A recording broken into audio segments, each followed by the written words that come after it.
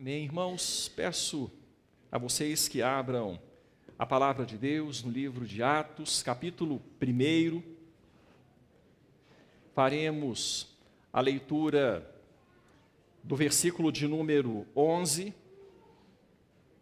Em seguida, à medida que nós avançarmos, nós leremos outros textos que têm a ver com este momento histórico, o momento da ascensão do Senhor Jesus Cristo aos céus e aquilo que está envolvido neste momento. O momento também quando Ele está nos céus e nós aqui na terra, o seu ministério celestial. E vamos rapidamente falar sobre a maior das promessas que ainda está por se cumprir, a vinda do Senhor. Ele foi exaltado, como nós cantamos, Ele exaltado, o Rei exaltado nos céus, nós o louvamos aqui. E esse é o Rei que vem, como também cantamos, é o Rei que vem, e nós o esperamos. Ele voltará, Ele prometeu que o fará, e nenhuma de suas palavras deixou de se cumprir até aqui. E aguardamos com expectativa o cumprimento desta última promessa, a promessa do Rei que vem, daquele que virá buscar o seu povo.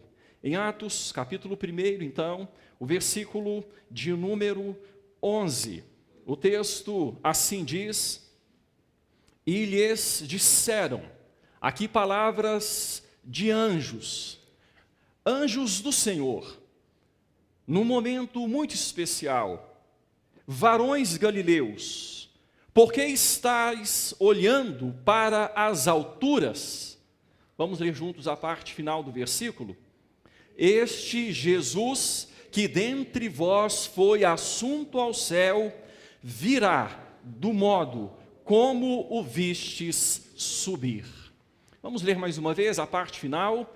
Este Jesus, que dentre vós foi assunto aos céus, virá do modo como o vistes subir.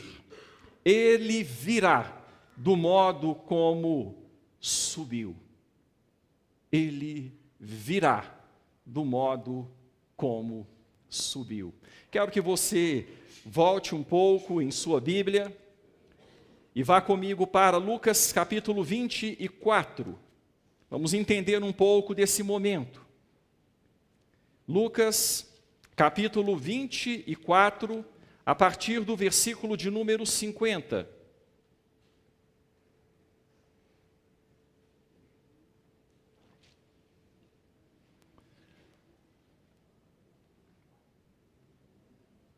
Assim diz o evangelista Lucas: então os levou para Betânia e, erguendo as mãos, os abençoou. Aconteceu que, enquanto os abençoava, ia-se retirando deles, sendo elevado para o céu. Então eles, adorando-o, voltaram para Jerusalém, tomados de grande júbilo, e estavam sempre no templo, louvando a Deus. De forma resumida, Lucas relata a ascensão do Senhor Jesus Cristo diante de seus discípulos, a partir de Betânia, do povoado de Betânia, onde moravam Lázaro, Maria e Marta. O Senhor Jesus Cristo os conduziu até lá, e estando lá com eles, provavelmente vindo imediatamente de Jerusalém, depois de eles terem estado na Galileia, num período de 40 dias após a ressurreição, enquanto o Senhor Jesus esteve com os seus discípulos, esclarecendo-lhes dúvidas que haviam ainda ficado, abrindo-lhes o entendimento para que eles compreendessem tudo porque o Filho do Homem deveria passar, citando o texto dos Salmos, dos profetas, de Moisés. O texto nos mostra Jesus, então, os levando para este lugar tão importante para ele, onde eles haviam vivido momentos tão especiais, e ali erguendo as mãos, abençoando os seus discípulos. E nós temos detalhes deste momento em outros textos, vamos ver alguns aqui. Começou a ser elevado para os céus, à vista dos seus discípulos. Irmãos, que momento singular, que deve ter marcado para sempre a memória daqueles homens da Galileia. Que momento singular. Eles então, adorando o Senhor, voltaram para Jerusalém, tomados de grande júbilo. Por que é que voltaram para Jerusalém? Nós vamos observar ainda. Estavam sempre no templo, louvando a Deus. Termina assim o terceiro evangelho. Quero que você agora retorne para Atos capítulo 1 comigo, onde Lucas continua a história. Atos capítulo 1, a partir do 1º versículo. Lucas então diz: escrevi o primeiro livro, ó Teófilo, relatando todas as coisas que Jesus começou a fazer e a ensinar, até o dia em que, depois de haver dado mandamentos por intermédio do Espírito Santo, então o texto fala de mandamentos aqui, está acrescentando informações. Até o dia em que, depois de ter dado mandamentos por intermédio do Espírito Santo aos apóstolos que escolhera, foi elevado às alturas, como nós lemos em Lucas. A estes também, depois de ter padecido, se apresentou vivo, com muitas provas incontestáveis. Ele mostrou aos discípulos, especialmente a Tomé, suas mãos furadas, o seu lado marcado pela lança, provas incontestáveis, aparecendo-lhes durante 40 dias e falando das coisas concernentes ao reino de Deus. Como eu disse, esclarecendo-os, tirando-lhes dúvidas que ainda estavam no coração, fazendo com que o coração deles ardesse à medida que lhes compartilhava a palavra. E comendo com eles, determinou-lhes. Lá em Lucas o texto diz que eles voltaram para Jerusalém. Aqui então o texto diz: comendo com eles, determinou-lhes que não se ausentassem de Jerusalém, mas que esperassem a promessa do Pai, a qual disse ele: de mim ouvistes. Porque João, na verdade, batizou com água, mas vós sereis batizados com o Espírito Santo, não muito depois destes dias. Então, aqui temos importantes informações, quando lemos que o Senhor Jesus Cristo orientou os seus discípulos a aguardarem em Jerusalém, um lugar específico, a promessa da vinda do Espírito Santo. Vocês ouviram esta promessa de mim. Vocês ouviram esta promessa, promessa do Pai, a qual disse ele: de mim ouvistes. João veio batizando em água para a remissão de pecados. Vocês serão batizados com o Espírito Santo, não muito depois destes dias. Eles voltaram para Jerusalém. Vejam os versículos que seguem, versículos 6 e 7. Então, os que estavam reunidos lhe perguntaram: Senhor, será este o tempo em que restaures o reino a Israel? Respondeu-lhes: não vos compete conhecer tempos ou épocas que o Pai reservou pela sua exclusiva autoridade. Irmãos, o Senhor Jesus deu ordens aos seus discípulos, os orientou, e eles estavam de fato obedecendo essas ordens, estavam procurando fazer aquilo que o Senhor Jesus Cristo havia dito, mas os discípulos ainda estavam amadurecendo, assim como nós estamos amadurecendo também. Eles estavam já mais preparados, eles estavam melhor habilitados a cumprir a obra que o Senhor Jesus os havia confiado, mas eles ainda precisavam ser tratados com paciência, igual o Senhor muitas vezes nos trata. E eles então fazem uma pergunta ao Senhor Jesus que não tinha nada a ver. Uma pergunta que foi um vacilo.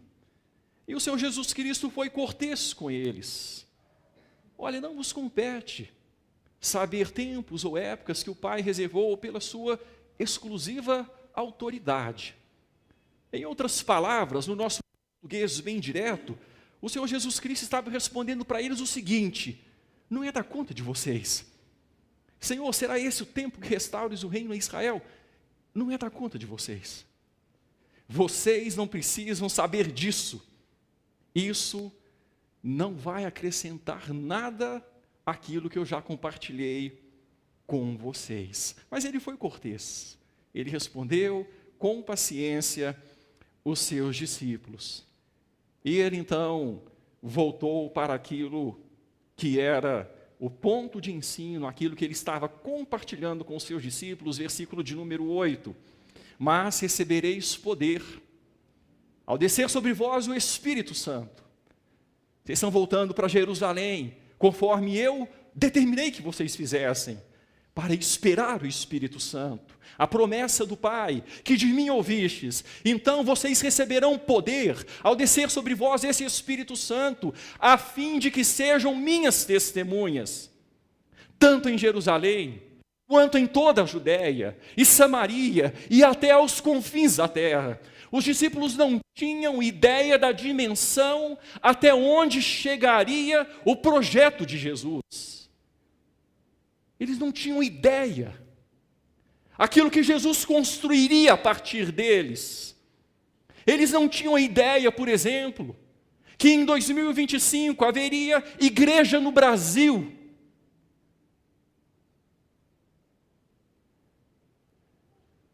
Era tão maior do que eles podiam imaginar, tão maior do que eles podiam pensar. Mas o texto então diz, olha, voltem o foco de vocês para o que importa. Retornem para Jerusalém. Vocês vão receber poder e vocês serão habilitados a serem minhas testemunhas. Então, versículo 9, depois de ter esclarecido um pouco aquilo que nós lemos em Lucas, volta para ponto onde Lucas 24 falou a respeito do Senhor Jesus sendo elevado, depois de ter abençoado os seus discípulos.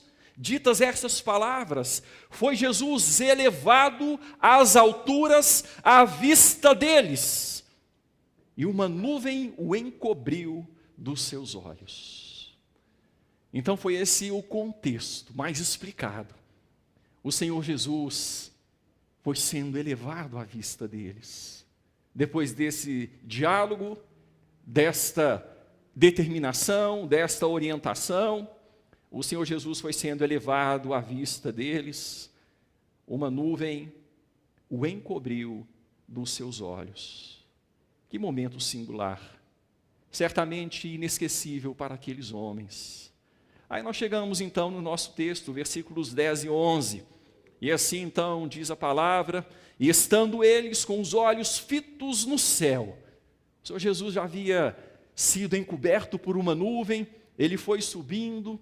Na Semana Santa, há algumas encenações em alguns lugares, encenações mais elaboradas, onde eles fazem então essa encenação, mostrando a assunção do Senhor Jesus Cristo aos céus. Irmãos, nada que se compara àquilo que aconteceu neste dia maravilhoso, esse dia histórico. Eles estavam com os olhos fitos no céu, estavam extasiados, absortos, sem ação. Estando ali então, eles foram despertados, enquanto Jesus subia, eis que 2 varões vestidos de branco se puseram ao lado deles. 2 anjos do Senhor. E lhes disseram: varões galileus, por que estáis olhando para as alturas? Este Jesus que dentre vós foi assunto ao céu, virá do modo como o vistes subir.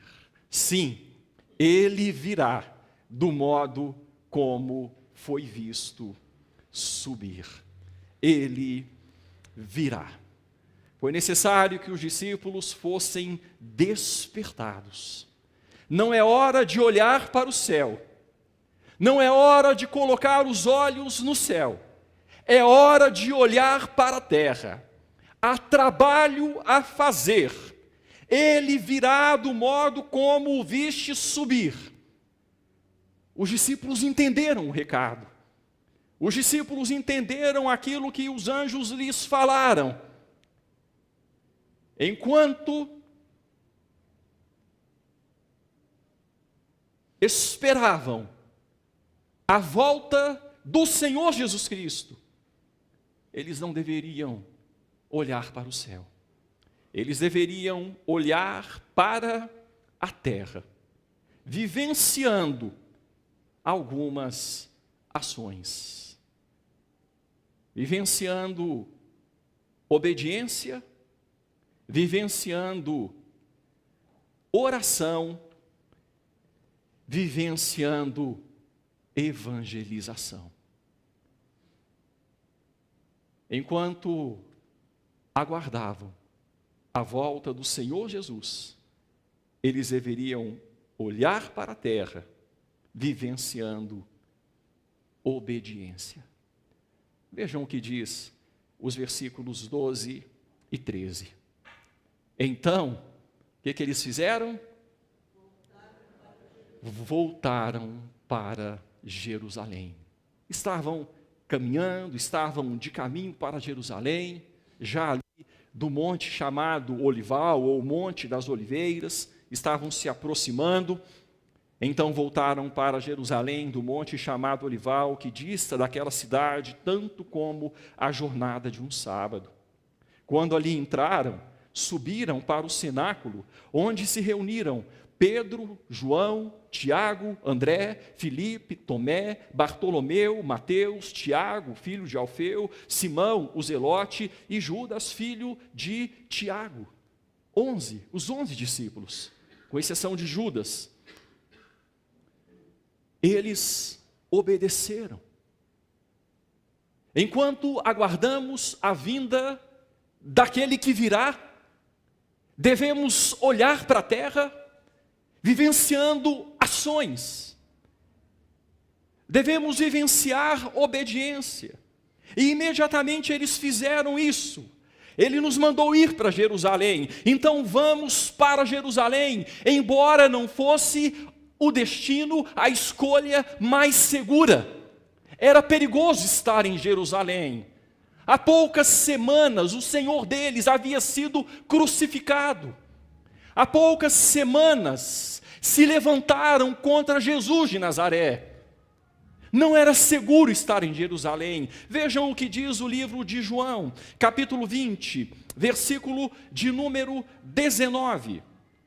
João, capítulo 20, versículo 19. O texto diz: ao cair da tarde daquele dia, o primeiro da semana, como é que estavam as portas? Trancadas as portas da casa onde estavam os discípulos. Por que as portas estavam trancadas? Eles estavam com medo dos judeus. Isso aqui se deu em Jerusalém, após a ressurreição do Senhor Jesus. As portas estavam trancadas. Eles estavam com medo dos judeus, mas eles estavam lá. O Senhor Jesus então se apresentou a eles e disse: paz seja convosco. Jerusalém não era o lugar mais seguro para eles, mas eles foram para Jerusalém, obedecendo o que o seu Senhor havia dito que devia ser feito. Enquanto aguardamos a vinda daquele que vem, devemos olhar para a terra, vivenciando obediência. O texto, então, vai nos mostrar, a partir do versículo de número 15, que eles continuaram obedecendo. Eles entenderam pela palavra que o 12º discípulo deveria ser escolhido para substituir aquele que havia ido para o seu próprio caminho, se perdido, para substituir Judas. Eles entendiam a palavra, eles interpretaram a palavra e entenderam pelo Espírito que o 12º posto apostólico deveria ser suprido. E eles fizeram isso. Capítulo 1, versículos 15 a 26. Obediência enquanto aguarda. A obediência é sempre a melhor escolha para o discípulo. A obediência é um dos modos de a noiva se ataviar enquanto aguarda o noivo. A noiva vai se preparando, a noiva vai se ornando, vai se ataviando, até o momento do desposório, até o momento onde o noivo virá tomá-la. A obediência da noiva é uma forma de preparação para a vinda do noivo. Durante 3 anos e 6 meses eles estiveram com o Senhor, aprenderam muitas coisas. Depois, durante mais 40 dias, eles estiveram com o Senhor, muitas dúvidas foram tiradas. O Senhor lhes abriu o entendimento, soprou sobre eles o Espírito, e eles começaram a entender algumas outras coisas. Eles estavam entendendo a palavra. Durante aqueles 40 dias, conforme já lemos, o Senhor Jesus discorreu com eles sobre o reino de Deus. Eles tinham, então, ciência, conhecimento de muitas situações que eles precisariam obedecer. Irmãos, para obedecer à vontade de Deus, é necessário conhecimento da vontade de Deus. Isso é óbvio. Se você voltar para o versículo 3, aqui de Atos 1, o versículo 3 vai trazer a informação que eu acabei de dizer, mas quero frisar. Aparecendo-lhes durante 40 dias e falando das coisas concernentes ao reino de Deus. Eles tinham conhecimento de áreas na vida que eles precisavam tratar e imediatamente algumas atitudes que eles precisavam tomar em obediência ao seu Senhor. Você está esperando, noiva, a volta do noivo? Você está esperando aquele que subiu aos céus? Não fique olhando para os céus. Não é hora de olhar para os céus. É hora de olhar para a terra. E enquanto nós olhamos para a terra, nós devemos obedecer aquilo que Ele falou, que deve ser a nossa vida aqui na terra. Como é que o cristão deve viver na terra, enquanto aguarda o noivo? É assim que nós vamos nos ataviando, é assim que nós vamos nos preparando. Não precisamos nos perder em romance, ficar olhando para os céus, sonhadores, Senhor, será hoje, e olhando para o céu, esquecendo a vida na terra. Enquanto aguardamos, tem muita coisa a ser feita. Por que nós estamos neste mundo? Tem muita coisa a ser feita. A começar na nossa própria vida, transformação de caráter, abandono de pecado, superação de limitações, conformação de vida com a vontade do nosso Senhor. Eu tenho certeza que você, assim como eu, não tenho vergonha de dizer isso, eu tenho certeza que você, assim como eu, sabe mais do que pratica. Estou certo? Como que a gente precisa melhorar? O Senhor é bondoso, é paciente. Ele aguarda que nós nos preparemos. Ele é longânimo. Ele aguarda que, como noiva, nos preparemos para a volta dele. A gente precisa conhecer a sua palavra e nos adequar a ela. Foi ele mesmo que disse: aquele que tem os meus mandamentos. É a primeira parte do versículo. A gente precisa ter os mandamentos, não é? Ter os mandamentos é conhecê-los, é entender a vontade do Senhor. Mas não fica por aí. Aquele que tem os meus mandamentos e os guarda, esse é o que me ama. E aquele que me ama será amado por meu Pai, e eu também o amarei e me manifestarei a ele. Ele vai se manifestando a nós pelo Espírito aqui nesta terra. Um dia se manifestará visivelmente. Aquele que subiu aos céus irá da forma como viste subir. Enquanto isso, precisamos vivenciar, olhando para a terra, obediência. Eu quero prosseguir. No versículo de número 14, o texto vai nos mostrar que os discípulos, e aqui agora vai acrescentar algumas mulheres que eram mulheres tementes, mulheres que serviam o Senhor, todos estes perseveravam unânimes. Capítulo 1, versículo 14. Todos estes perseveravam unânimes em o que, irmãos? Oração. Com as mulheres, com Maria, mãe de Jesus, ela estava ali presente, e com os irmãos dele.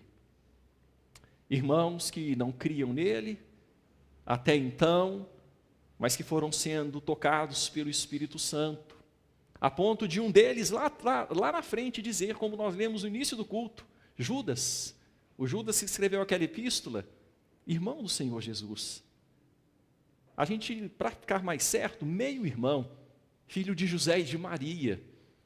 Ele que escreveu lá, Judas, versículos 24 e 25, aquele que é poderoso para nos guardar de tropeços e nos apresentar com exultação, imaculados diante da sua glória.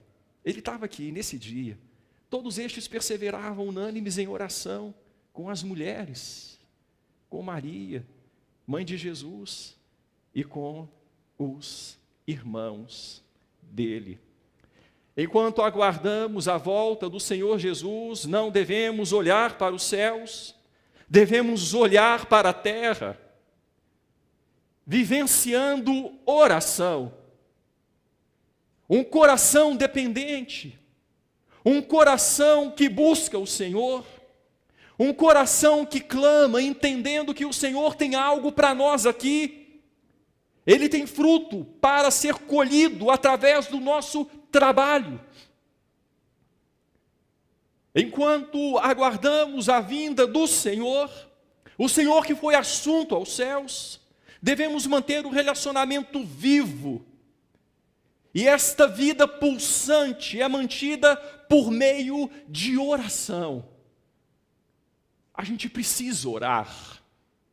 Oração fala de saudade. Oração fala de desejo de estar com alguém que no momento não está perto, fisicamente, mas o está espiritualmente. Eu quero que você abra sua Bíblia comigo em Mateus, capítulo de número 9.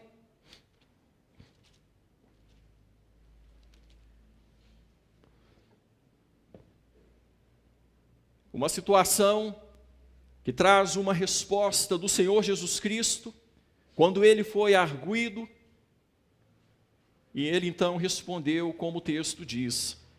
Mateus 9, a partir do versículo 14.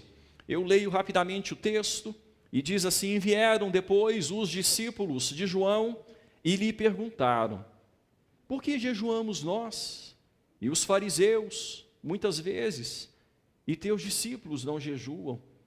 Respondeu-lhes Jesus: podem, acaso, estar tristes os convidados para o casamento, enquanto o noivo está com eles?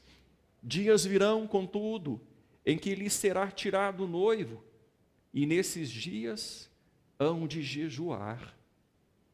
Ninguém põe remendo de pano novo em veste velha, porque o remendo tira parte da veste, e fica maior a rotura. Nem se põe vinho novo em odres velhos, do contrário, rompem-se os odres, derrama-se o vinho, e os odres se perdem. Mas põe-se vinho novo em odres novos, e ambos se conservam. Irmãos, os discípulos de João estavam querendo entender o que é que estava acontecendo, porque é que eles jejuavam, os fariseus também, muitas vezes os fariseus jejuavam apenas religiosamente, sem entender o que é que estavam fazendo, e eles gostavam de ser vistos pelos homens, o rosto desfalecido, não penteavam o cabelo, não lavavam o rosto, e saíam para os lugares públicos com aquele semblante descaído, para que os outros soubessem que eles estavam jejuando. Aí o Senhor Jesus Cristo disse: olha, é isso que vocês queriam? Já recebeu o galardão, os homens já viram que vocês jejuam. Mas aqui o Senhor Jesus está mostrando o seguinte: olha, ele estava presente com os discípulos. Naquele momento não havia saudade. O noivo estava ali, mas o noivo seria retirado. E quando o noivo fosse retirado, eles teriam saudade do noivo. E o jejum seria uma forma de buscar o noivo. E a ideia de jejum é a ideia de oração intensa, sem tempo até para comer. Oração que busca a Deus intensamente, ansiosamente, ardentemente. Como o salmista diz no Salmo 63, ó Senhor, Tu és o meu Deus forte, eu Te busco ansiosamente, a minha alma tem sede de Ti, o meu corpo Te almeja, como uma terra sedenta e árida. Enquanto nós aguardamos a vinda do noivo que nos foi tirado, o noivo foi assunto aos céus, nós devemos jejuar, orar intensamente, buscar o Senhor. É momento disso. Enquanto o Senhor estava com os discípulos, era tempo de festa. O noivo estava ali. Não era para trocar as bolas, não era para colocar remendo de pano novo em veste velha, ou vinho novo em odres velhos. Não, as coisas têm que ser certas, no lugar certo, na hora certa. Agora é tempo de orar, é tempo de jejuar, é tempo de buscar o noivo, é tempo de mostrar da nossa saudade. O Senhor Jesus, enquanto estava na terra, tinha saudade do Pai.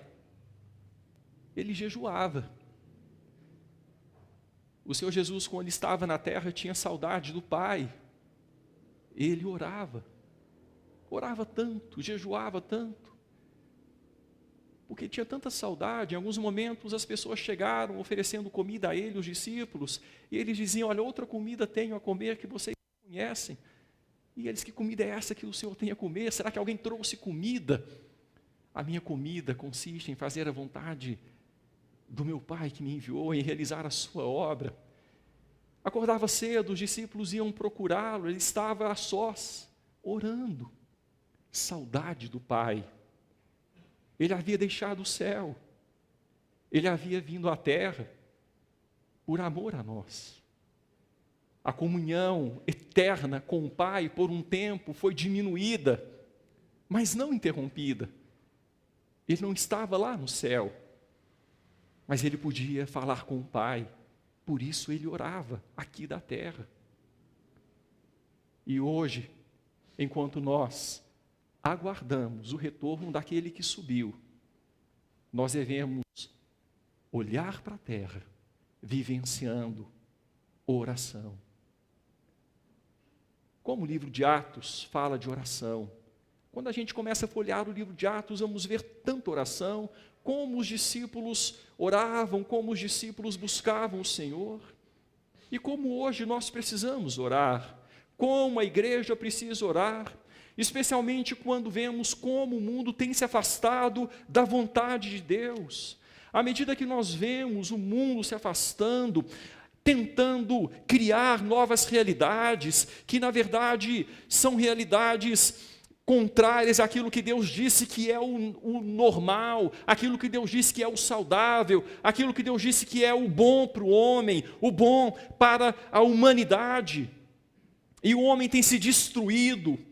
Como nós temos que orar, como nós temos que buscar ao Senhor. No Salmo 119, versículo 126, o salmista ora, e ele diz o seguinte: já é tempo, Senhor, para intervires, pois a tua lei está sendo violada.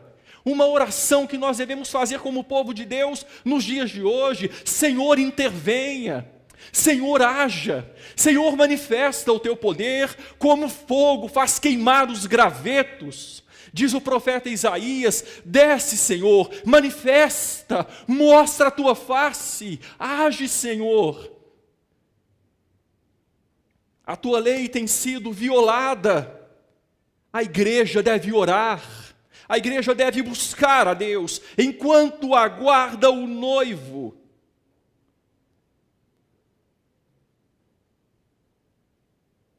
Oração deve caracterizar a igreja do Senhor Jesus, a noiva que tem saudade do noivo. E por fim, enquanto aguardamos a volta daquele que subiu, não devemos olhar para o céu, devemos olhar para a terra, vivenciando evangelização. Quando os discípulos fizeram aquela pergunta tola, e o Senhor Jesus Cristo foi cortês com eles, e voltou logo para o que importava, e disse assim: olha, vocês vão receber poder, ao descer sobre vós o Espírito Santo. Isso que vocês perguntaram, não vos compete, mas, então uma transição bem forte, vocês receberão poder ao descer sobre vós o Espírito Santo, e vocês serão minhas testemunhas. Vocês serão minhas testemunhas. Ele partiu, mas ele não se deixou sem testemunhas. Existe uma igreja que ficou. Existe um povo que o conhece, que o aguarda e que deve aguardá-lo, proclamando as virtudes dele, que nos tirou das trevas para a sua maravilhosa luz. E como o livro de Atos mostra que os discípulos entenderam isso, eles estavam em Jerusalém, e não muito depois daqueles dias, o Senhor Jesus Cristo disse: olha, vocês serão batizados com o Espírito Santo, não muito depois desses dias, 10 dias depois. Após a ascensão do Senhor Jesus, 40 dias mais 10, 50 dias, depois da Páscoa, Pentecostes, 7 semanas de 7 dias, no próximo dia, ali então, o Espírito foi derramado. E os discípulos começaram a testemunhar, imediatamente, começaram a testemunhar.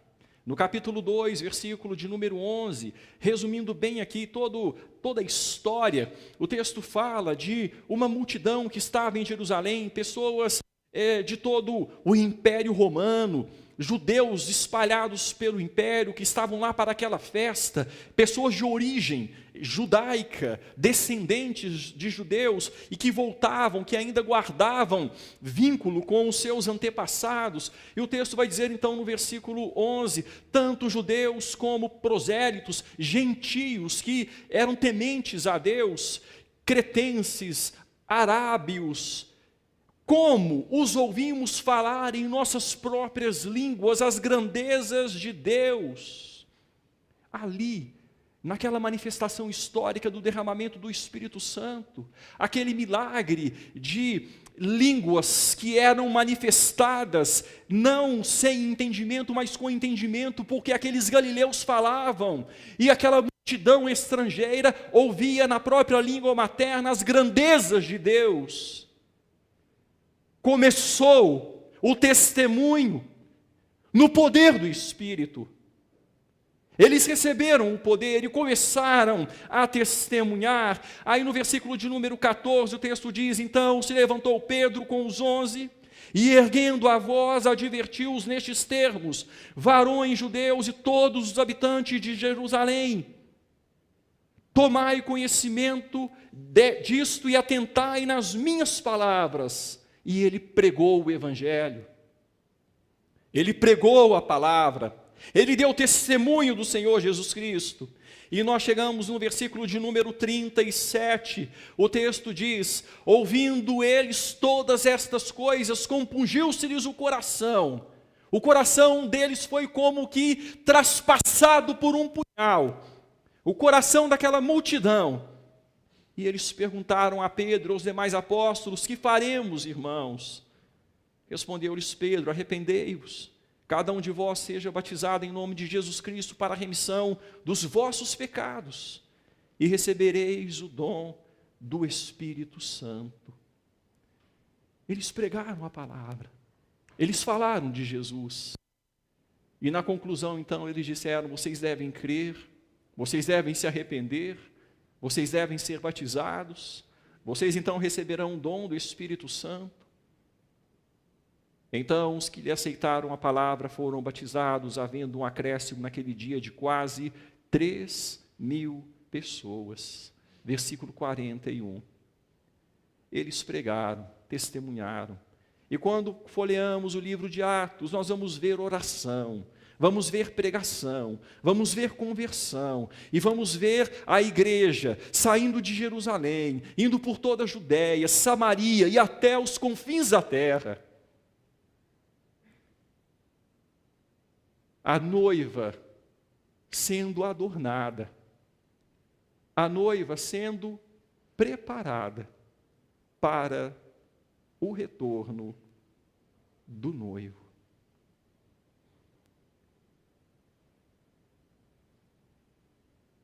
Enquanto aguardamos o retorno do noivo, não devemos ficar olhando para os céus.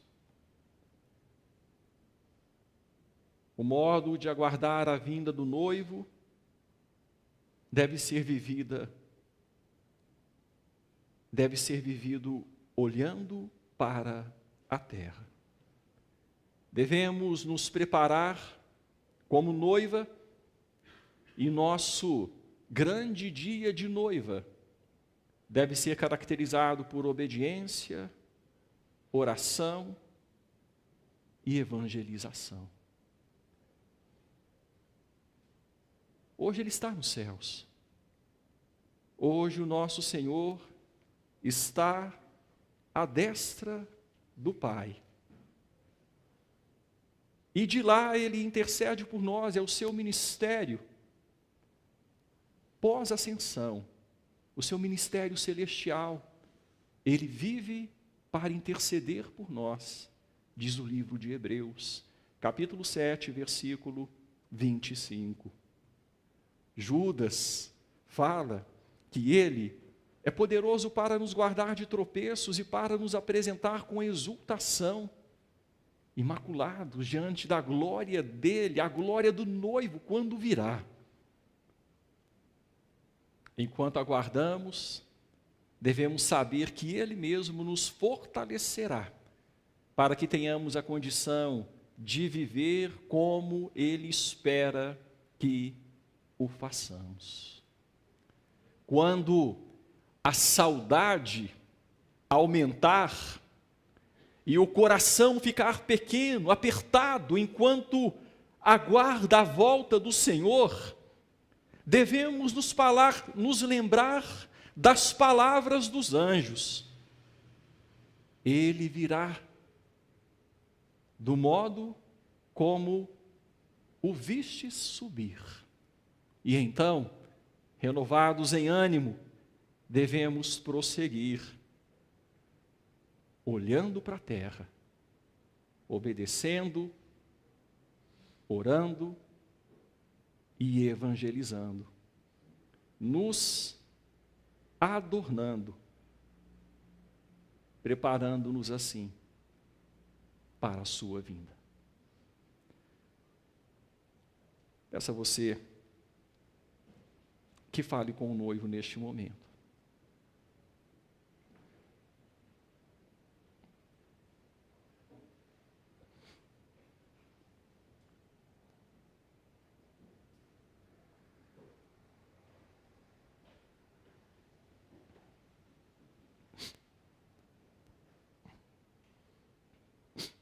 Durante este mês nós falamos sobre Páscoa, substituição, consagração, continuação. Falamos sobre aquele que foi ungido para salvar pecadores, aquele que foi morto, mas não permaneceu na morte. A morte não pôde reter o Filho de Deus. A corrupção não é vitoriosa sobre a incorrupção. Durante este mês falamos sobre a dádiva do amor de Deus na doação do Filho. Falamos sobre aquele que foi assunto aos céus e hoje intercede por nós. Falamos sobre aquele que prometeu que há de voltar. É o noivo. Ele nos tem como noiva. E Ele quer que, como noiva, nos preparemos. O nosso preparo, o nosso vestido, a nossa maquiagem, enfim, o nosso embelezamento para o noivo, se podemos usar assim a analogia, vai sendo feito à medida que obedecemos, oramos, evangelizamos. Senhor, ajuda-nos a olhar para a terra. Há tanto a fazer, a começar na nossa própria particularidade, na nossa própria pessoa, na nossa própria história. Há tanta limitação a ser vencida, tanto pecado a ser combatido. E podemos fazer isso. O noivo já se deu por nós. O Cordeiro que tira o pecado do mundo já se entregou. Hoje a morte já não nos apavora. O anjo da morte já não passará mais à nossa casa. Nós já podemos nos consagrar com liberdade, com largueza. Nós podemos viver para o Senhor, ensinar os nossos filhos a viver para o Senhor. Podemos louvar o Senhor porque aquele que foi ungido para salvar pecadores já nos salvou. Enquanto estávamos perdidos, Ele nos encontrou, estendeu as suas mãos para nós, nos tirou da lama e disse: vive, e nós vivemos. Seu amor foi demonstrado de tal maneira que se entregou por nós. E como santo, puro, perfeito, imaculado, não pôde ser retido pela morte. Onde está, ó morte, a tua vitória? Onde, ó morte, o teu aguilhão? A força da morte e ao pecado, o Senhor Jesus, santo, puro, não pôde ser detido por ela. Ressuscitou, louvado seja o Senhor. E é como o ramo das primícias entregue ao Senhor, como uma garantia de que a colheita final virá. E nós ressuscitaremos também. Estamos na terra, aguardando o seu voltar, Senhor. Enquanto aguardamos, entendemos que temos esta missão aqui. Ajuda-nos a olhar para a terra. Não é hora de ficar olhando para o céu. Nesse sentido que nós falamos aqui, é hora de olhar para a terra e nos preparar. Ajuda-nos a obedecer, Senhor. A cada dia que o Senhor nos dá é uma oportunidade nova para adequar a nossa vida, para pedir perdão pelos nossos pecados, abandonar aquilo que nós fazemos e sabemos desagrada ao Senhor, mostrar para o Senhor na prática que o Senhor é aquilo que de mais importante temos, aquilo que de mais importante valorizamos. O Senhor é aquele em quem está o nosso afeto, o nosso amor, a nossa consideração. Que mostremos isso através da obediência, que é a maior declaração de amor que podemos fazer ao Senhor. Ajuda-nos, Deus, a orar.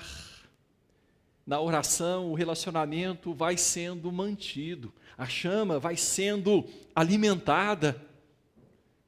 Ajuda-nos a orar, a manter comunhão, e nessa comunhão nós vamos sendo direcionados, nós vamos sendo alimentados, e nós não somos impedidos de nos esquecer dessas realidades espirituais tão importantes. Ajuda-nos a evangelizar, porque a noiva precisa ser completada. Aqueles que fazem parte da igreja, que é a noiva do Senhor, precisam ser adicionados ainda, aqueles que ainda não foram alcançados. E é através da pregação dos que já foram que esses serão. E a noiva então estará sendo completada. E assim nós estaremos aguardando e apressando a vinda do noivo. E que assim, Senhor, nós digamos, não simplesmente com palavras, mas com aquilo que vivenciamos: Maranata, ora vem, Senhor Jesus. Aquele que subiu, virá do modo como viste subir. Nós cremos nisso, Senhor, e aguardamos. Irmãos, povo de Deus, noiva do Cordeiro, ide em paz, e que a graça maravilhosa do noivo, que é fiel e há de cumprir nosso resgate, há de completar o nosso resgate, o amor eterno de Deus o Pai, e a comunhão, a consolação, a presença do Espírito Santo, que foi enviado para termos condição de viver como noiva, enquanto aguardamos o retorno do noivo, estejam sobre vós e sobre o povo de Deus espalhado pela terra, hoje e para todo sempre. Amém.